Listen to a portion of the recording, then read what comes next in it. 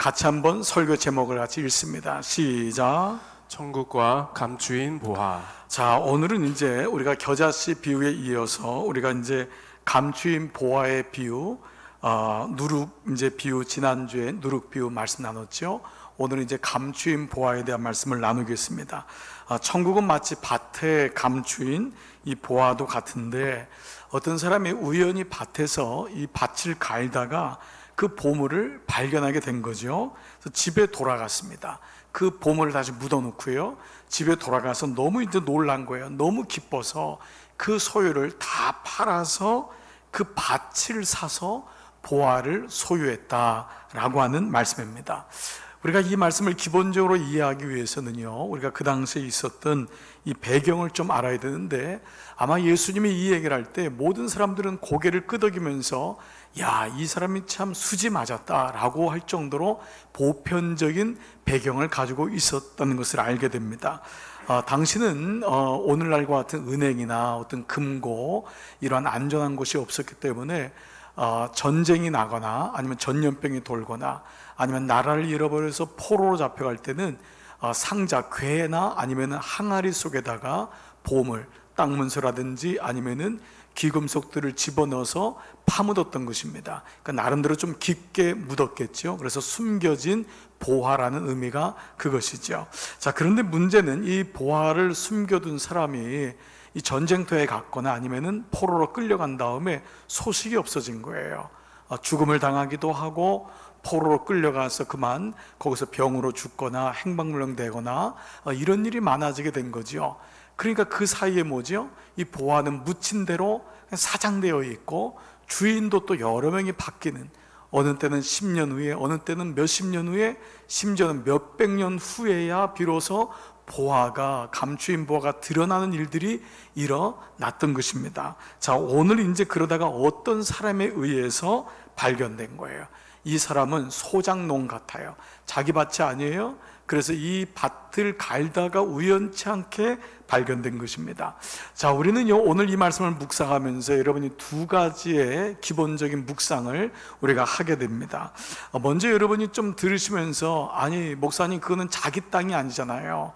그 분명히 주인한테 얘기해 줘야 되질 않나요?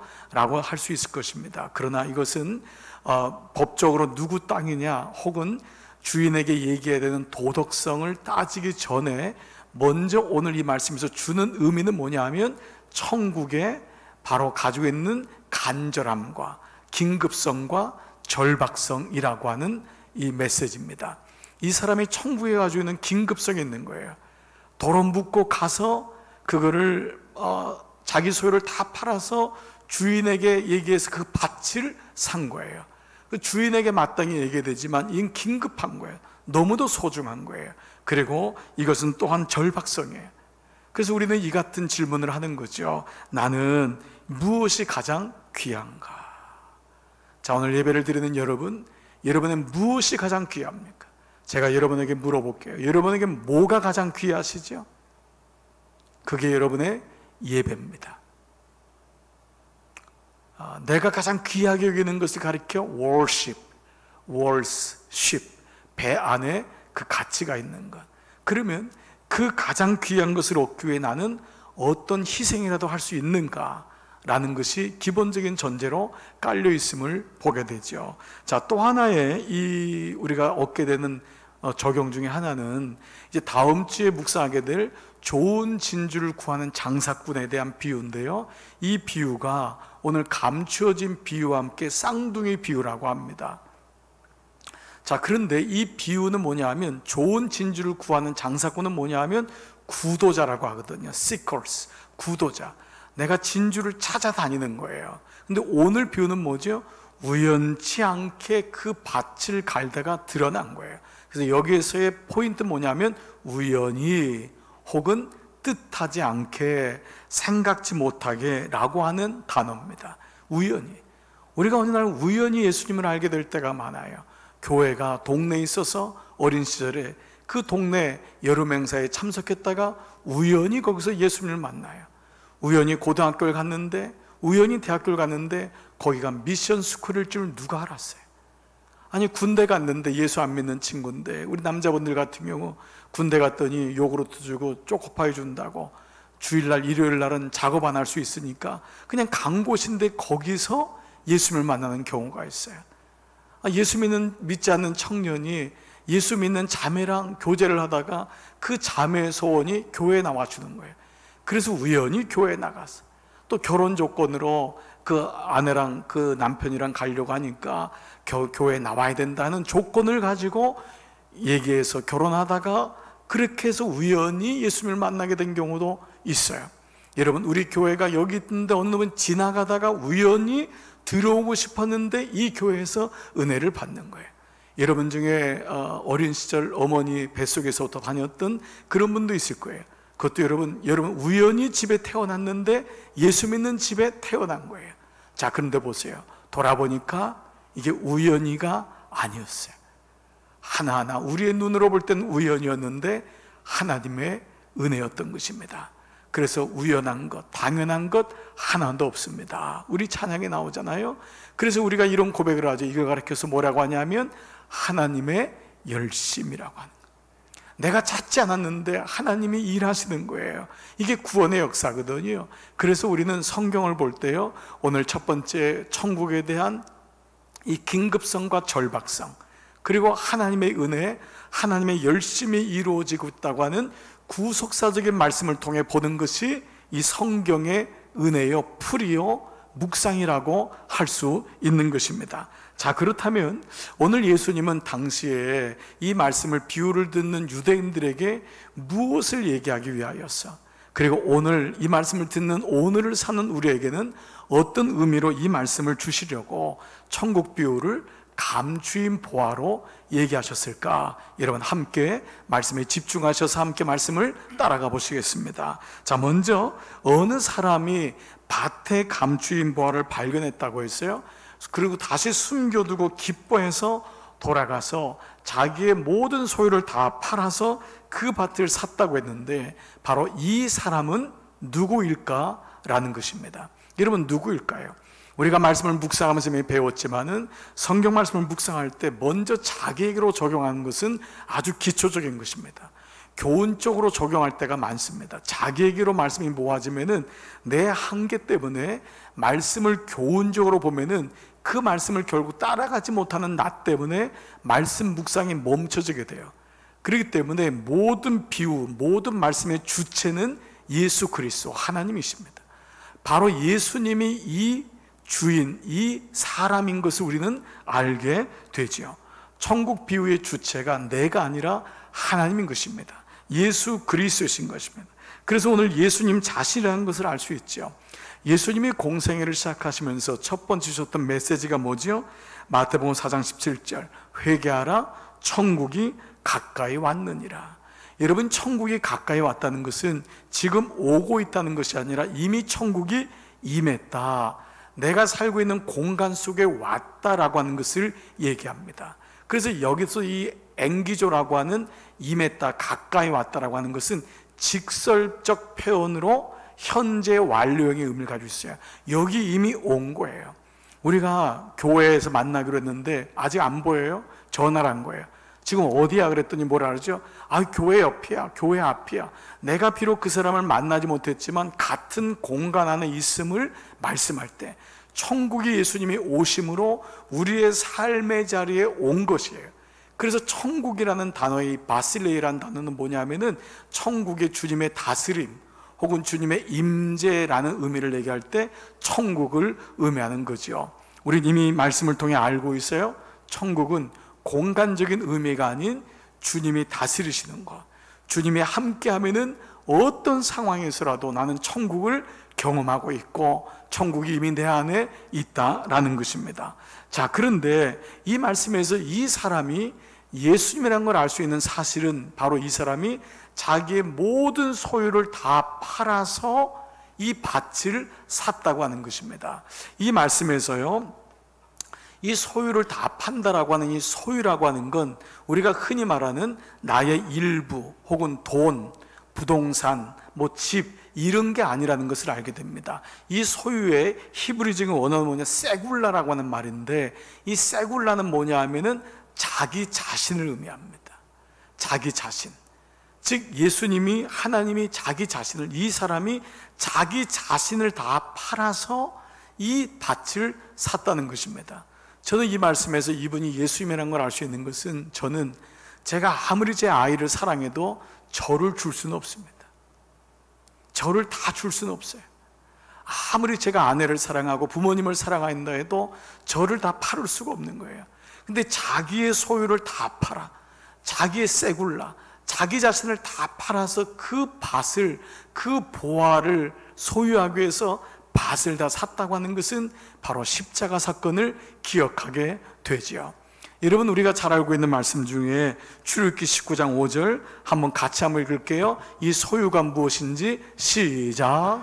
너희는 모든 민족 중에서 내 소유가 되겠고 너희가 내게 대하여 제사장 나라가 되며 거룩한 백성이 자, 여러분 되리라. 말씀을 다시 한번 봐보세요. 너희는 뭐라 그랬죠? 모든 민족 중에서 내 세굴라, 소유가 된다는 거예요. 이 소유란 것은 주님하고 하나님하고 동격으로 대한 거예요.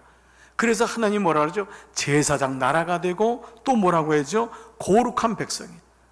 제사장 나라는 것은 왕 같은 제사장이 되고, 그 이스라엘 백성은 거룩하지도 않고, 그 거룩이란 단어가 어떻게 그들에게 맞겠어요? 근데 하나님은 너희는 거룩한 나라고 거룩한 백성이고 제사장이 될 것이다. 이것은, 이 소유라는 것은 바로 일부가 아니라 당신 자신을 빗대어서 한 말이거든요. 당신 자신을 다 주면서 너는 그렇게 존귀한 자다, 나의 전부다, 나의 생명이다. 그렇기 때문에 예수님이 자기 자신을 다 드려서 우리를 위해 사신 것처럼 바로 이 말씀이 적용되는 것입니다. 그런데 그가 이 모든 소유, 당신 자신을 팔아서 무엇을 샀지요? 밭을 샀다고 하는 것입니다. 왜냐하면 이 보화가 밭에 숨겨져 있기 때문에, 밭 안에 있기 때문입니다. 우리는 이미 밭에 대한 말씀을 구속사적으로 잘 알고 있습니다. 씨 뿌리는 비유에서부터 밭이 뭐였죠? 세상, 카르데아를 말씀하고 있었습니다. 길가의 밭, 돌짝으로 이루어진 밭, 가시덤불로 이루어진 밭, 이 밭이에요. 그래서 이 카르디아가 누구 것인지를 우리는 이미 알고 있어요. 우리는 말씀이 땅에 떨어질 때에 새가 와서 쪼아먹었듯이, 바로 이 땅은 바로 아담의 불순종으로 인하여 저주받은 땅이 되고 사단의 마귀의 것이 되었음을 말씀하고 있습니다. 그래서 마지막 날 그 하나님이 뱀의 머리를 치는 여자의 후손이 뱀의 머리를 침으로 인하여 이 땅이 완전하게 회복되는 것을 우리는 알고 있죠. 그래서 이 땅 속에 말씀이 떨어진 거거든. 이 땅 속에 겨자씨가 들어오고, 이 땅 속에 바로 누룩이 들어온 거예요. 가루 서말이 들어온 거지요. 그래서 이 밭에 감추어진 보화를 찾기 위해서, 구하기 위해서 그 밭 카르디아를, 당신의 값을 치러서 다시 사신 것입니다. 이것이 바로 구속의 역사인 거예요. 여러분, 이때 기억나는 단어가 뭐냐 하면, 오랫동안 유대인들은 알고 있는 단어, 히브리 민족에게 하나님 주신 고엘이라고 하는 제도였습니다. 고엘 제도는 룻기에서 그 룻을 다시 회복시키는, 신원시키기 위해서 보아스가 룻의 잃어버린 땅, 어머니 나오미의 땅, 그 땅을 회복시키고 룻을 종으로부터 구원해주는 제도가 고엘이었죠. 자, 고엘이라는 단어를 다시 한번 봐보세요. 고엘, PPT를 한번 띄워줘 보시면, 고엘이란 말은 히브리 의명입니다. 코알이라는 말에서 나온 말, 한국말이 우리나라 말이 아닌데 영어로 킨스먼이라는 것이 키입니다. 이 킨스먼이라는 말이 뭐냐면 친족이란 말입니다. 고엘 제도는 뭐냐면, 친족된 자가 그 사람을 종으로 놔두지 말고 그 사람이 빛으로 종이 되고, 그래서 노예가 됐을 때 그 사람의 잃어버린 땅을 회복시켜주면서 그 사람을 구원시켜주는, 자유인으로 회복시켜주는 것이 바로 고엘 제도였던 거예요. 그래서 이 고엘 제도는 친족이 빈곤 문제로 땅을 잃었을 때 땅을 회복시켜주는, 그래서 성경 전체를 꿰뚫고 있는 단어가 뭐냐면 기업 물을 자라는 말을 쓰잖아요. 그 기업 물자는 마귀에게 뺏겼던 기업, 영적인 기업을 의미하지만, 그래서 여기 나온 용어가 킨스먼 리디머, 리디머라는 게 구원자거든요. 친족 구원자. 근데 어떤 자가 친족이 될 수 있느냐, 어떤 자가 고해를 할 수 있냐? 세 가지입니다. 이 사람은 친족이어야 돼요. 모르는 사람이 있으면 안 돼요. 이방 사람이 하는 게 아닙니다. 가까운 친족이어야 되고, 두 번째, 그는 유력한 자여야 돼요. 보아스처럼 유력한 자. 세 번째, 그는 기꺼이 물러야 돼요. 마땅히 물어야 되는 거예요. 바로 이것을 이루시는 분이 누구죠? 예수 그리스도신 것입니다. 예수님이 이 땅에 친족으로 사람의 모양으로 오셨기 때문에 그는 우리의 모든 죄값을 물을 수 있는 능력자 하나님의 아들이신 거예요. 세 번째, 그는 억지로가 아니라 기꺼이 십자가를 지심으로 우리의 친족, 고엘 제도를 이루신 바로 성취자가 되신 것이죠. 바로 이 말씀인 것이죠. 그래서 여러분, 이 성경을 한 단어, 한 구절로 하는 게 뭐죠? 요한복음 3장 16절, 하나님이 세상을 이처럼 사랑하사, 이 땅을 사랑하신 거예요. 그래서 우리를 사랑했다고 하지 아니하고, 이 세상은 하나님이 창조하신 땅이거든요. 이 세상은 하나님이 보시고 기뻐하시고 심히 좋게 여기셨는 그 땅을 사랑하심으로 그 땅 안에 있는 우리를 회복시키시는 것, 이것이 바로 하나님이 세상을 이처럼 사랑하사 독생자를 주셨으니 이는 저로 멸망치 않고 영생을 얻게 하려 하심이라. 이 말씀이 기업 물을 자와 연결되는 말씀인 것을 우리가 가늠할 수 있는 것입니다. 자, 그렇듯이 오늘 이 사람은 바로 예수님이시구나. 아무리 누군가 강아지를 사랑하고 아무리 펫을, 고양이를 사랑한다 해도 그 고양이 대신 내가 죽겠다고 하는 사람은 아무도 없어요. 자기 소유를 다 팔은 사람, 자기 자신을 다 드린 사람, 이 사람은 누굽니까? 예수 그리스도십니다. 우리는 바로 구속사적으로 이 말씀의 비유를 통해 정확하게 알게 되는 것이죠. 자, 그렇다면은요, 이 말씀에서 두 번째, 감추인 보화는 무엇일까라는 것입니다. 우리는 이미 구속사적인 비유의 말씀을 통하여, 풀이를 통하여 배웠습니다. 땅에 떨어진 씨, 작은 겨자씨 한 알, 그리고 작은 누룩, 이 모든 것이 뭐였죠? 복음이었습니다.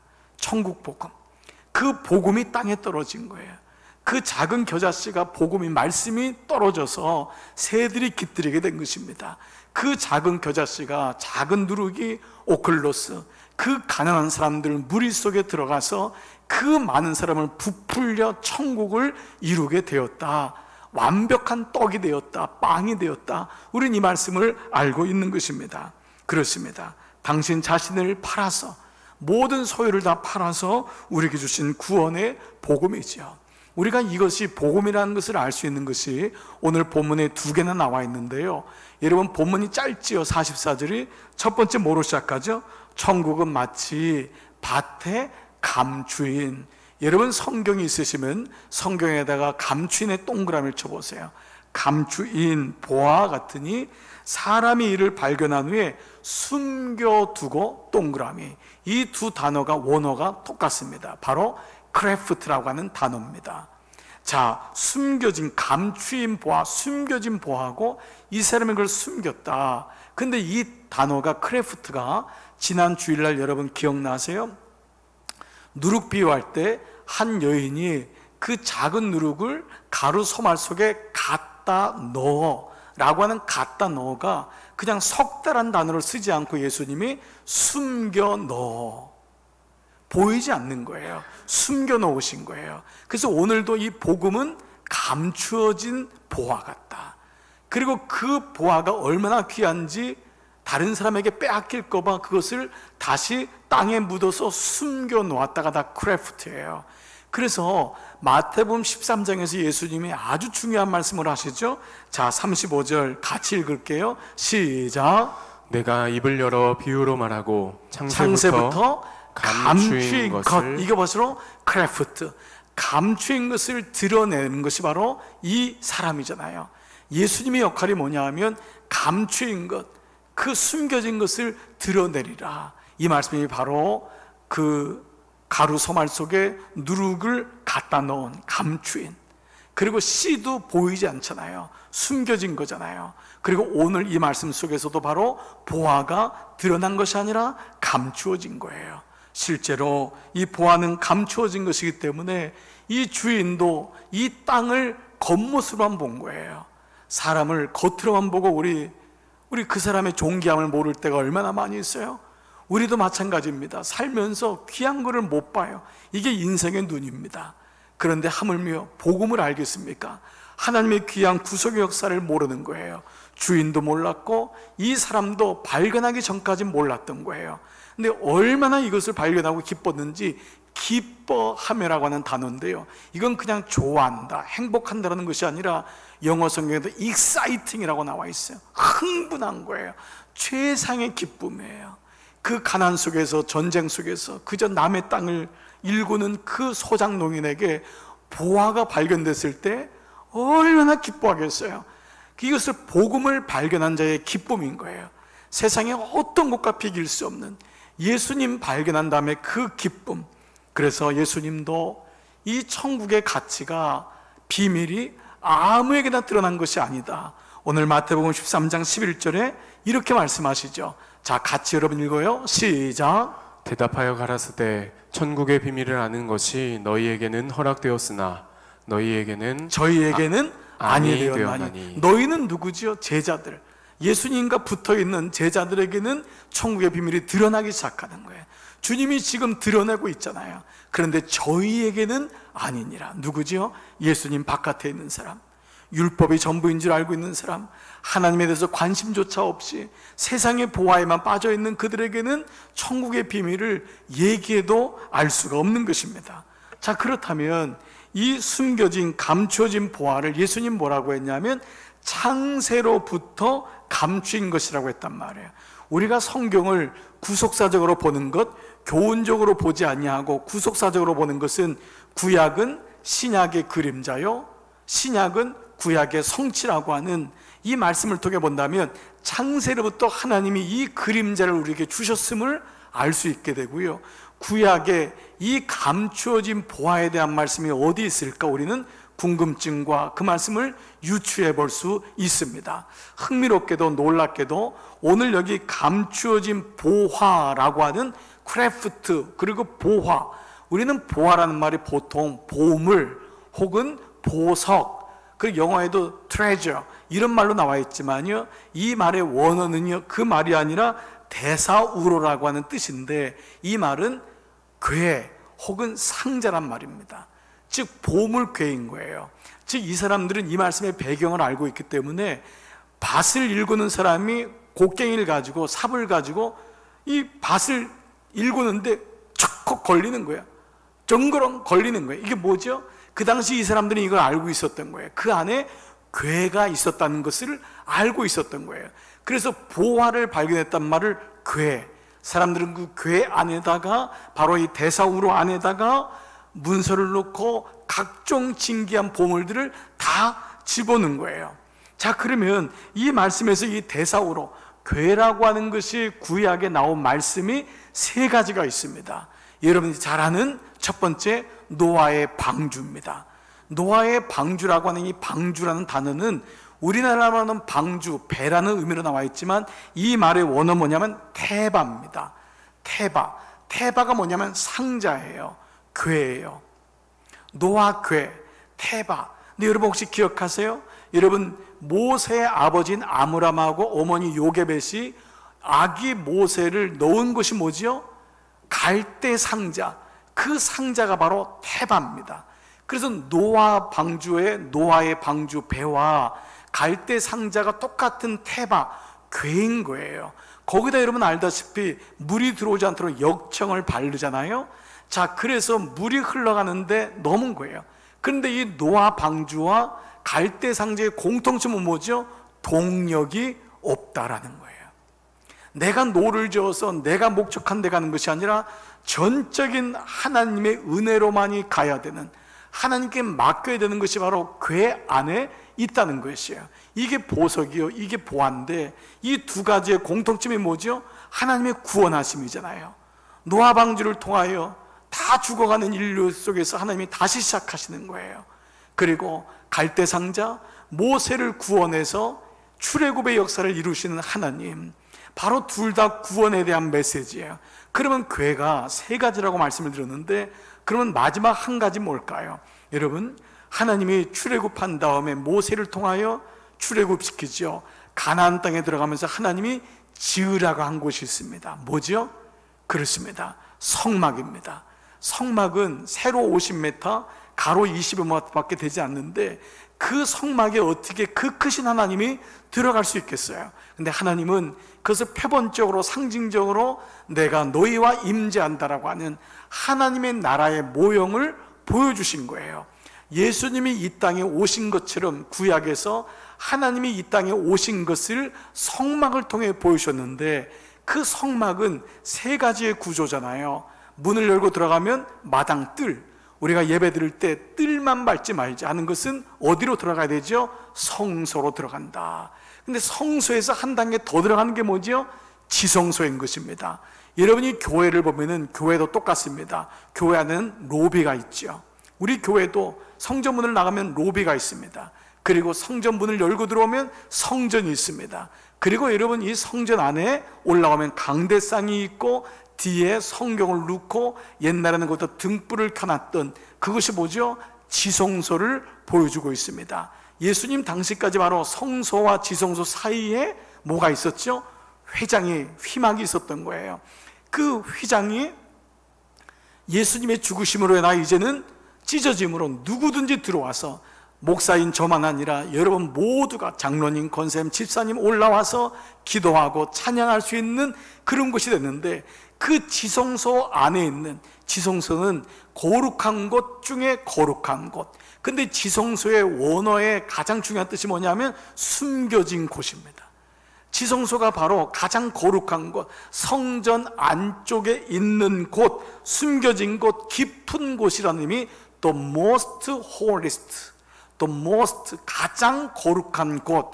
그래서 여기는 아무나 들어갈 수 없고 아무나 볼 수 없는데, 여러분 아시는 대로 왜 거기가 지성소냐면 하나님의 법궤가 있기 때문에. 그 바로 법궤, 세 번째가 노아의 방주 테바, 그리고 갈대상자 테바, 세 번째 법궤 테바. 하나님의 법, 하나님의 언약이 들어갔다 해서 언약궤, 혹은 증거궤, 하나님의 살아계심을 보여준다. 그래서 그 법궤가 세 번째인데, 그 법궤의 오늘 말씀을 통해서 한번 본다면 이 법궤 안에 뭐가 들어가 있죠?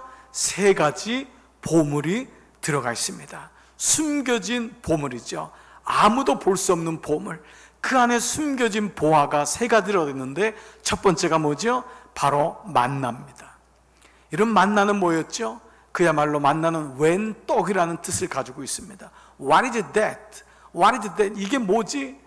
이스라엘 백성이 광야에서 다 굶어 죽게 생긴 거예요. 농사를 지을 수 있어요? 그 50만 명, 200만 명이 넘는 사람을 어떻게 먹어요? 그런데 하늘에서 이슬과 함께 떡이 내려온 거예요. 만나. 사람들이 만나, 이게 웬 떡이지? 웬 은혜지? 하나님은 그들을 굶기지 않으세요. 너희는 내가 공급해 준다. 너희는 나의 은혜로 살아가는 거야. 가나안 땅 들어가서 농사를 해도 만나가 그쳐도 잊지 말아라. 이것이 바로 만나잖아요. 예수님께서요 이 말씀을 하시죠. 요한복음 6장 51절에 보시면은요, 나는 하늘에서 내려온 산떡이니 사람이 이 떡을 먹으면 영생하리라. 나는 하늘에서 내려온 산떡. 이게 뭐죠? 만나. 하늘에서 내려온 산떡이란 말이에요.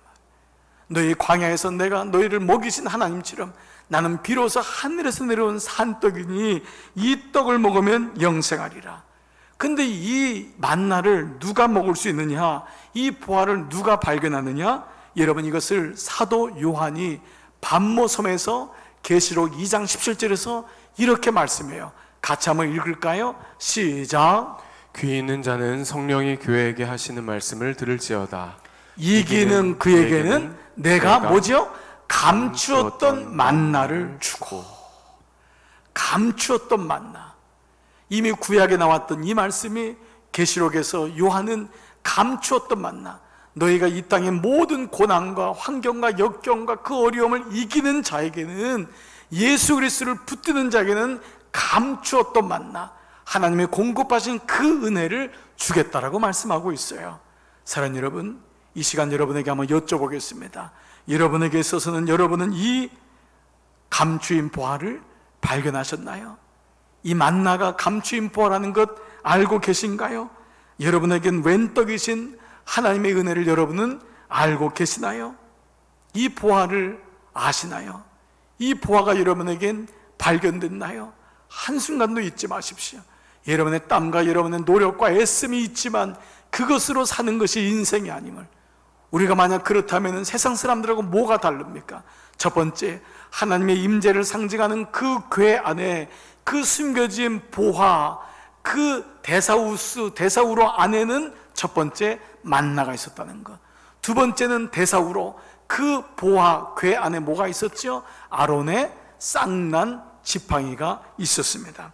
여러분, 이 사실을 알 것입니다. 민수기 17장에서 모세와 아론이 대제사장 역할을 하면서 예배를 집례하니까 레위 지파 고라와 그 일당의 레위 지파들이 왜 너희들만 예배를 집례하냐? 우리는 대제사장이 될 수 없냐? 이것은 여러분, 예배에 대한 관심보다는 끊임없는 불만에 대한 거예요. 왜 너희가 지도자야 되느냐? 우리도 그럴 수 있지 않냐? 하나님은 이것을 기뻐하지 않으셨습니다. 그래서 질서를 잡으시죠. 뭐라고 하죠? 아론의 지팡이와 12지파의 지팡이, 그 죽은 나무잖아요. 지팡이를 다 가지고 와라, 성전에 두어라. 다음날 아침에 갔더니 아론의 지팡이만 싹이 난 것입니다. 거기서 살구꽃이 핀 것입니다. 이것을 가리켜서 우리는 하나님의 말씀 가운데 뭐죠? 생명과 죽음, 생명과 죽음의 주권자가 바로 예수 그리스도이심을 알 수 있는 것입니다.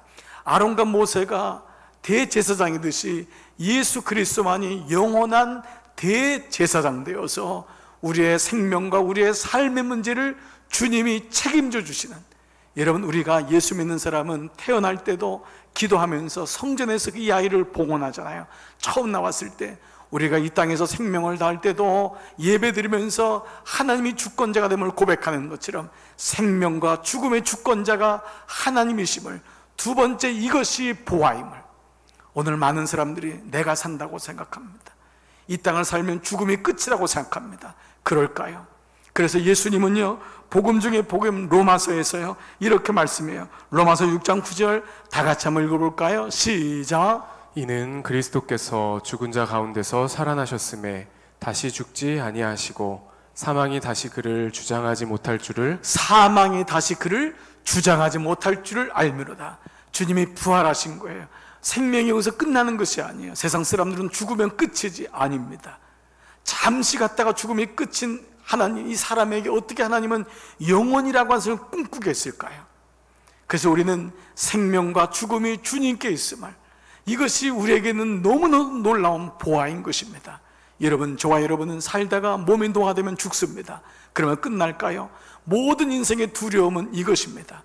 그렇게 찬란한 문화를 가지고 있었던 사람, 권세를 가지고 있던 사람 다 죽음 앞에 벌벌 떱니다. 그러나 두 번째 보화는 무엇입니까? 생명과 죽음의 주권자가 예수 그리스도이시다. 여러분, 이 보화를 발견하셨습니까? 이 보화를 알고 있습니까? 자, 세 번째, 그 대사우로 가운데 있는 궤 안에 있는 세 번째는 뭐였죠? 바로 돌판, 십계명 돌판이었습니다. 이 십계명 돌판은, 십계명은 하나님이 최초로 이스라엘 백성에게 주신 기준, 하나님 말씀입니다. 너희가 가나안 땅에 들어가면은 가나안 나라의 법이 있을 거야. 그러나 그 법 위에 정말 진짜 법이 있는데 그것이 말씀이란다. 너희들은 그 땅의 법을 지키며 살아야 되지만, 그러나 그 법 가운데 그 위에 있는 하나님 말씀이 있음을 잊지 말아라. 이것이 바로 십계명 돌판이었습니다. 그 중에 그 법 안에는 1부터 4계명까지 하나님을 사랑하라, 5계명부터 10계명까지는 내 이웃을 내 몸처럼 사랑하라. 바로 이 말씀이 있는 것 계명. 그래서 예수님이요, 이 땅에 오셔서 공생애를 시작하시면서 여러분 유혹받고 그 광야에서 돌이 떡덩이가 되게 하라고 하는 마귀의 유혹에 뭐라고 말씀하죠? 마태복음 4장 4절 다 같이 시작. 사람이 떡으로만 살 것이 아니요 하나님의 입으로 나오는 모든 말씀으로 살 것입니다. 여러분, 이 말씀을 가만히 보세요. 예수님이 떡을 부인한 게 아니에요. 떡으로도 살지만, 그러나 떡으로만 살면 안 된다. 떡으로 살지만 떡으로만 살면 안 된다. 너희는 하나님 말씀으로 살아가는 존재야 라고 하는 것을 주시는 것입니다.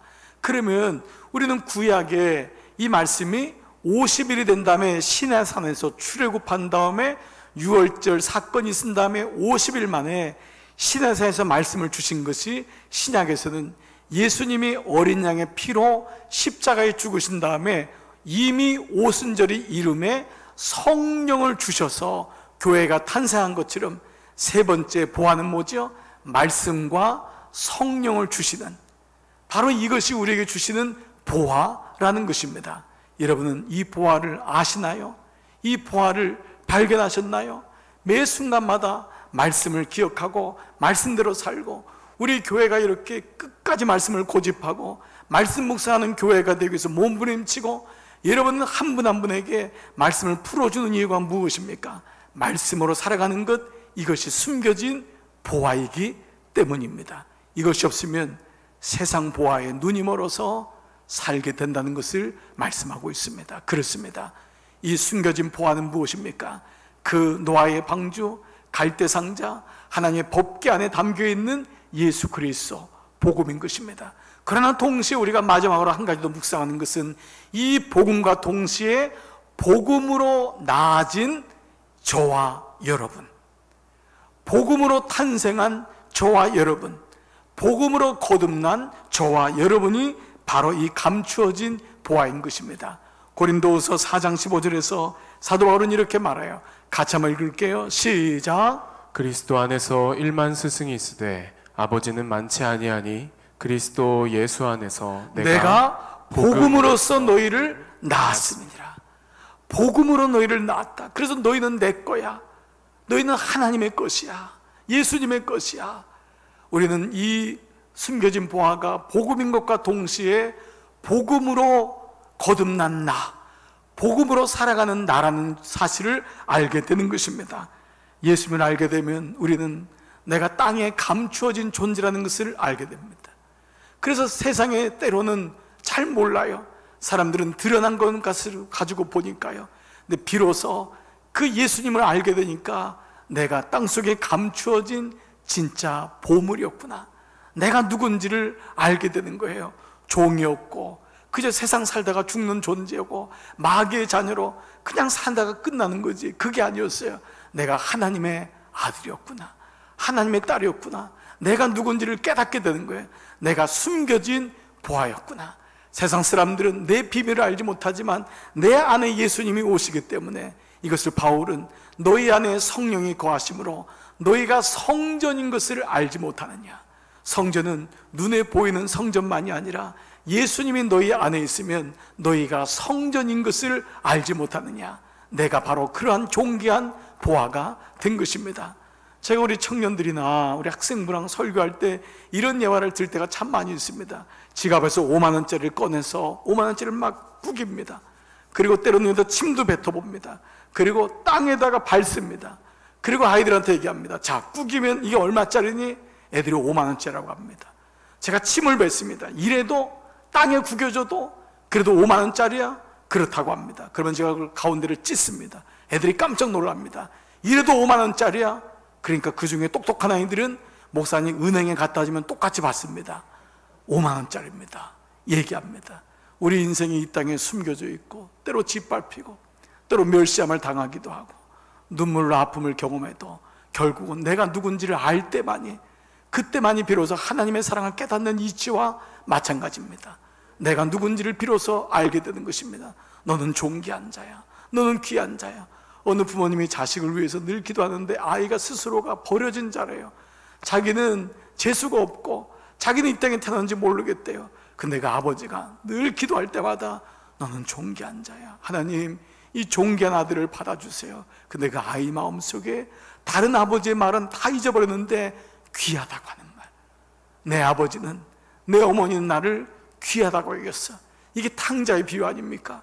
형도 마을 사람도 다 버려졌는데 그 아들을 향해서 아버지가 금가락지를 끼워주고 신발을 주고 새 옷을 입혀주고 내가 너를 다시 찾았도다. 이게 바로 존귀한 자인 것입니다. 바로 이 존귀한 자의 모습, 이 모습을 사도 베드로는요, 이 사실을 모르는 사람들에게 베드로 후서에서, 전서에서 이렇게 말씀하세요. 자, 베드로전서 2장 7절 말씀 같이 한번 읽을게요. 시작. 그러므로 믿는 너희에게는 보배이나 믿지 아니하는 자에게는 건축자들이 버린 그 돌이 모퉁이의 머릿돌이 되고 또한 부딪히는 돌과 걸려 넘어지게 하는 바위가. 자, 여러분 이 말씀을 가만히 보세요. 이 말씀은 뭐지요? 이 너희가 믿는 너희에게는 그 예수 그리스도가 보배가 되는 거예요. 너에겐 그 복음이 보배지만 예수님을 모르는 사람, 믿지 않은 자에게는 건축자가 버린 돌, 그리고 부딪히는 돌과 걸려 넘어지는 바위가 되었다는 거예요. 그런데 그 다음 말씀이 너무 놀라운 말씀이에요. 그 다음 말씀 보세요. 그러나 너희는 세상 사람들은 부딪히는 돌, 거치는 돌이 되었고 건축자의 버린 돌이 되었지만 너희는 뭐냐? 택하신 족속이요, 너희는 왕같은 제사장들이요, 너희는 거룩한 나라요, 너희는 그의 소유가 된 백성이라. 아멘. 여러분, 여기 놀라운 은혜가 있는 것입니다. 말씀드렸죠? 종이가 구겨지고 찢어져도 예수님이 선포하는 거예요. 너희는 이런 존재야. 그러므로 여러분, 이 말씀은 지금의 내가 무엇을 행하고 있는지, 내 모습이 어떠한지와는 관계없는 존재론적인 말씀을 하고 있는 거예요. 너희는 이러한 존재야. 이것이 언약인 것입니다. 이것이 말씀의 선포인 것입니다. 너희는 나야, 택하신 족속이야, 왕같은 제사장이야, 너희는 거룩한 나라야, 그의 소유된 백성이야, 이렇게 말씀하고 있는 것입니다. 그러면 오늘 말씀의 결론을 한번 유추해 보겠습니다.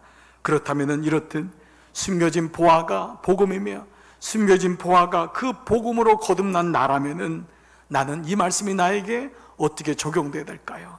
이 여인처럼, 이 사람처럼, 예수님처럼 사는 것입니다. 예수님 어떻게 사셨죠? 오늘 말씀 보니까 이를 발견한 후에 숨겨두고 기뻐하며 돌아가서 자기의 소유를 다 팔아 그 밭을 사느니라. 어떻게 그 밭을, 그 기뻐하며 이 밭을 살 수 있을까요? 이것이 어떻게 가능할까요? 그는 비로소 진짜 기쁨이 무엇인지를, 진짜 보물이 무엇인지를 명확히 알았던 것입니다. 진짜 보화를 발견한 거예요. 이 보화를 발견한 사도 바울은요, 로마서에서 이렇게 말해요. 14장 17절, 하나님의 나라는, 그 복음은 먹고 마시는 것이 아니요 먼저 존재해요. 사람들은 그래요. 먹으려고 사는 것이지, 먹자고 하는 것이지, 무슨 말인지 알지만 여기서 멈추지 않는 거예요. 하나님 나라는 먹고 마시는 것, 이 땅에서 사는 것이 아니에요. 그것은 성령 안에서 주시는, 하나님 안에서 주시는 의와 평강과 뭐예요? 희락이라. 기쁨, 세상이 빼앗아 갈 수 없는 그 기쁨, 그 놀라운 그 은혜, 이것을 말씀하고 있는 거예요. 이거를 역으로 말하면 마귀는, 세상은 진짜 기쁨을 느끼지 못하게 합니다. 진짜 기쁨을 찾지 못하게 해요. 발견하지 못하게 해요. 교회는 나오게 하지만 진짜 복음을 발견하지 못하게 해요. 그냥 교훈 쪽으로, 그냥 교회에 몸만 왔다가 가게 하는 거예요. 진짜 기쁨이 뭔지 몰라요. 그리고 예수님을 두고 그 세상의 기쁨을 찾기 위해서 예수님을 사용하는 것으로 주어와 목적어를 바꿔버려요. 그리고 헷갈리게 만들어요. 그리고 우리로 하여금 세상과 하나님 사이에서 헤매게 만들고, 우리를 머뭇거리게 만들고, 우리를 중간에서 애매하게 만들어요. 의심하게 만들어요. 그리고 우리로 하여금 착각하게 만듭니다. 사랑하는 여러분, 보십시오. 진짜 부활을 발견한 사람은 너무 기뻐서 자기의 소유를 다 팔아서, 자기의 생명을 다 팔아서 이 밭을 샀다고 했어요. 아까운 생각이 전혀 들지 않아요. 내가 밭을 사고 이 보화를 발견한 것이, 산 것이 전혀 아깝지 않아요. 세상에 살지만 세상 것들에게 미련 같질 않아요. 그래서 우리 그리스도인들은 죽음을 보면 다른 거예요. 다 두고 하나님께 영광스럽게 갈 수 있는 거예요. 저는 장례를 많이 치러봤습니다. 안 믿는 사람의 장례도 많이 치러봤습니다. 못 두고 가더라고요. 끝까지 자꾸 두고 가더라고요. 그것을 두고 갈 수가 없어요. 요한을 두고 가는 거예요. 한이 맺혀서 가는 거예요. 그런데 이 사람은 진짜 보화를 발견한 거예요. 그래서 심지어는 뭐죠? 값비싼 대가를 치르면서 그 보화가 묻힌 밭까지 살아요. 밭은 카르디아, 땅이라고 했어요. 때로 여러분 이런 생각이 드실 수가 있어요. 목사님, 나는 복음하고만 살고 싶어요. 나는 예수님하고만 살고 싶은데 때로 나는 마음에 맞는 사람하고 그런 사람하고 행복하게만 살고 싶은데 오늘 하나님은 밭까지 살아는 거예요. 이 땅을 살아가야 된다는 거예요. 때로는 병 가운데서도 살아야 되고 때로는 마음에 힘든 그 사람하고도 살아야 되고 때로는 고통 속에서 고난을 짊어지고 그 가운데서 살아야 된다는 거예요. 그런데 뭐라고 하죠? 두려워하지 말고 그 땅을 살아는 거예요. 우리가 육을 가지고 있는 동안에 우리는 보화이신 예수님을 이 땅에 사는 동안 발견할 수밖에 없는 거예요. 이 땅에서 예수님을 만나고 이 땅에서 보화를 발견해 나가는 거예요. 예수님이 오시는 완벽한 구원의 완성이 이루어지기 전까지 주님은 우리를 이 땅에 보내셨고 이 카르디아 삶 속에서 사시는 거예요.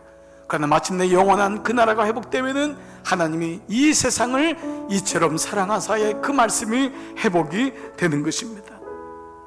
그래서 진짜를 발견한 사람은 눈에 보이는 것, 이 땅에 살지만 이 땅의 허상 때문에, 이 땅에서 비교당하기 때문에 이 땅의 가짜 것에 휘둘리지 않습니다.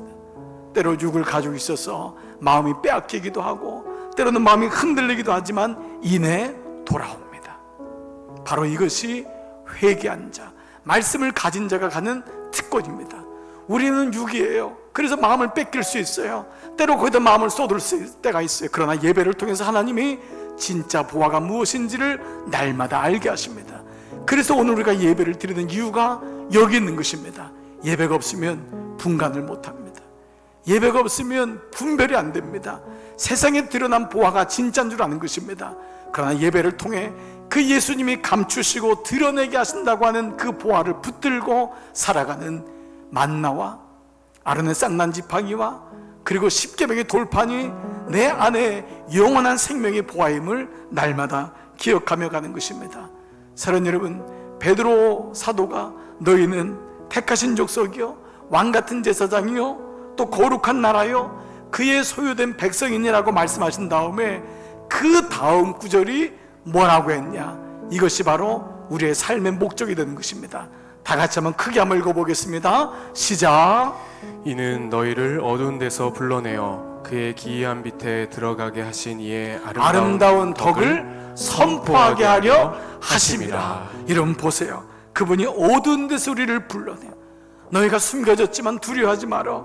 빛 대신 감추인 보화를 그 어두운 데서 발견하는 거예요. 그 감추인 보화를 세상에 전하는 아름다운 덕을 전하는 삶을 살게 하신다는 거예요. 이것이 우리로 하여금 천국의 비밀, 보화를 발견한 사람이 갖는 거예요. 나 혼자 잘 먹고 잘 사는 것이 아니에요.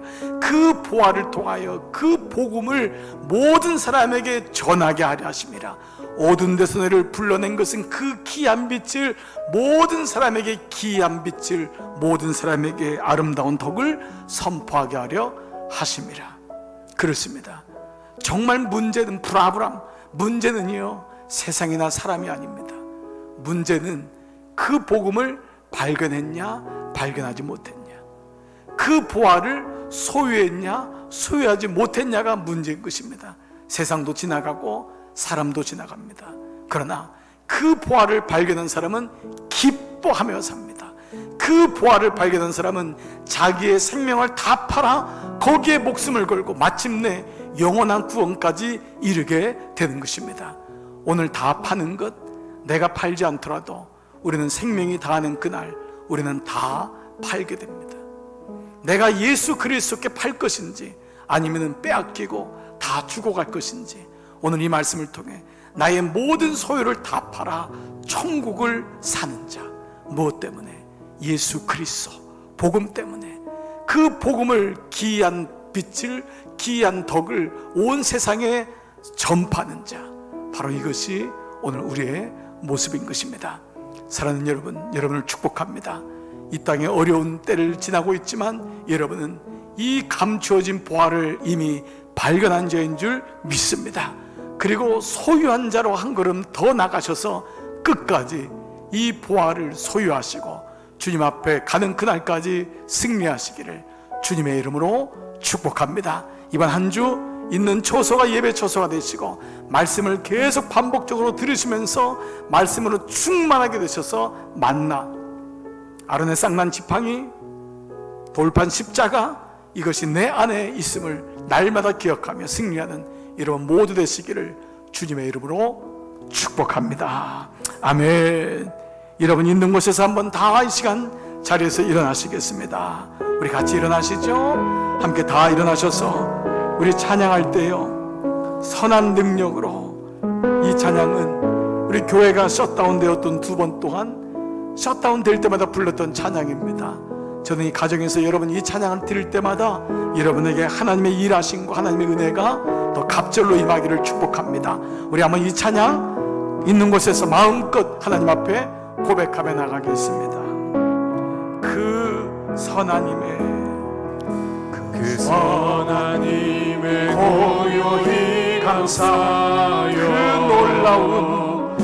그 놀라운 평화를 누리며 나 그대들과 함께 걸어가네. 나 그대들과 아내를 여네. 지나간 어둠 어둠의 날들이 무겁게 되어 본진 눌러도 오 주여 우리를 외면치 마시고 약속의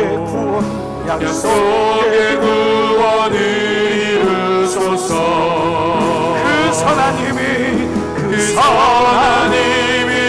우리를 감싸시니 믿음으로 일어나를 기대하네. 주 언제나 우리와 함께 계셔. 하루 또 하루가 새로워. 주께서 밝히신 작은 촛불이 어둠을 헤치고 타오르네. 그 빛에 우리 모두 하나 되어 온 누리에 비추게 하소서. 그 선하님이 우리를 감싸시니 믿음으로 일어나를 기대하네. 주 언제나 우리와 함께 계셔. 하루 또 하루가 늘 새로워. 이 고요함이 깊이 번져갈 때 가슴 벅찬 노래 들리네. 다시 하나가 되게 이끌소서. 당신의 빛이 빛나는 우리 한번 두 손 높이 들고 그 선하님이 우리를 감싸시니 믿음으로 일어나를 기대하네. 주 언제나 우리와 함께 계셔. 하루 또 하루가 그 선하님이 여러분을 주님의 힘이 감싸 주시옵소서.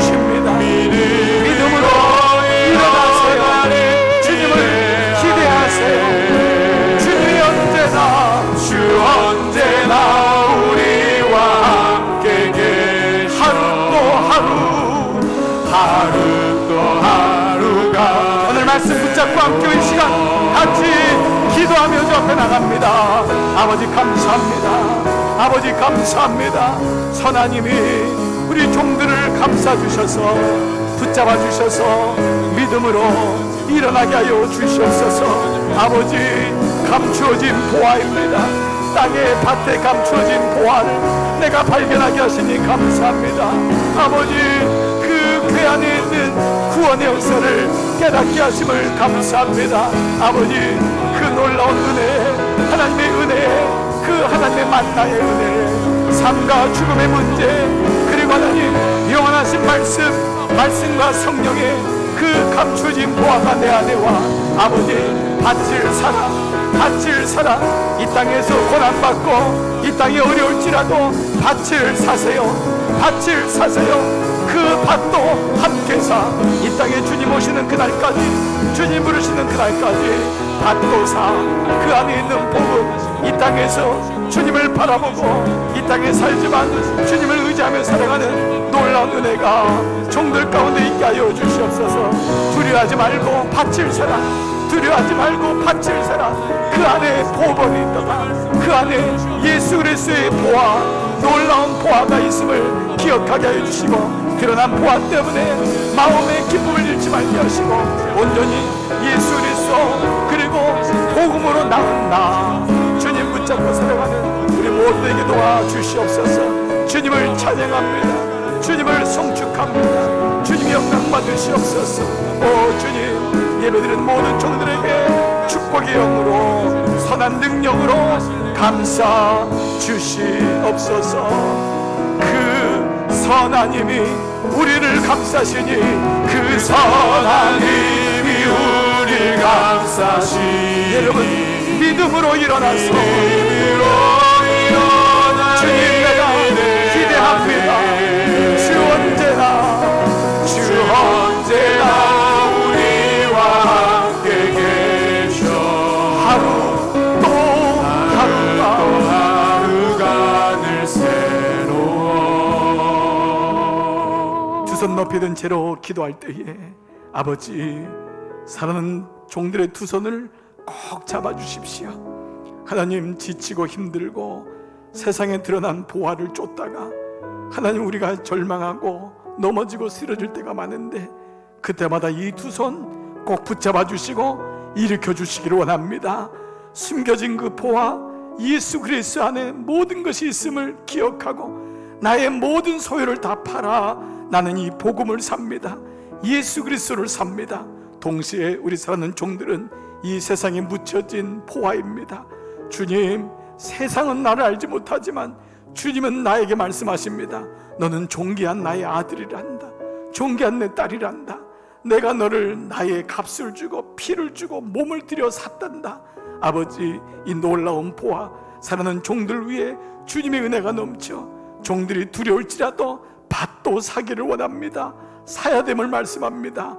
고난 중에 있고 병악 중에 있고 아픔 중에 있고 환난 중에 있어도 그 밭 가운데 계신 예수님 발견하게 하여 주옵소서. 주님 부르시는 그날 주님 앞에 감사하며 끝까지 승리했노라고 우리 고백하는 감추어진 만나를 먹게 되는 그날이 속히 올 줄 믿습니다. 이 나라를 궁유해 주시고 우리 교회를 지켜주시고 흩어진 성도들 한 주간 또한도 하나님의 손에 의탁합니다. 종들의 가정과 기업을 붙잡아 주시옵소서. 이제는 성부와 성자와 성령의 은총이 오늘 2부 예배의 머리 숙인 모든 종들 머리 위에, 이 나라의 민족 위에, 온 세계 열방 지구촌 위에 주님의 놀라운 은총이 함께 하시기를 간절히 축원하옵나이다. 아멘. 아멘. 주님 감사합니다. 아버지, 주님,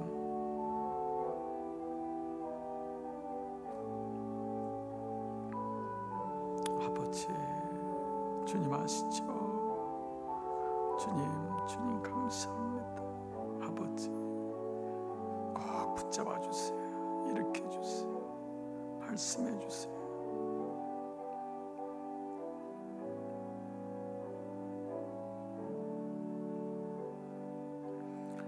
아멘. 사랑하는 여러분, 주님 여러분을 축복합니다. 오늘 이 예배 함께 하셔서 감사했습니다. 이번 한 주간도 승리하시기 바랍니다. 샬롬. 아멘.